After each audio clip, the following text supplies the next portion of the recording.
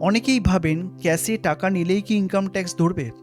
উত্তরটা হলো সবসময় না, কিন্তু কিছু লিমিটেশন আছে।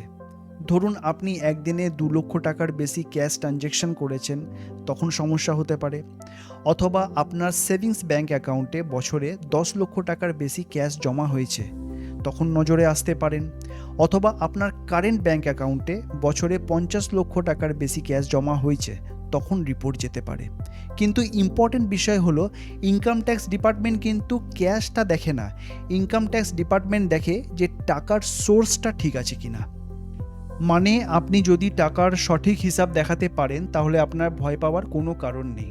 তাই বড় অ্যামাউন্ট হলে চেষ্টা করবেন ব্যাংক ট্রান্সফার করতে, ইনকাম ট্যাক্স রিটার্ন ফাইল করতে, ক্যাশের রেকর্ড রাখতে, না হলে পরে নোটিশ আসতে পারে।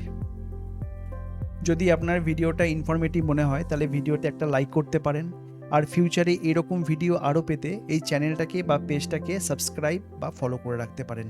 ধন্যবাদ।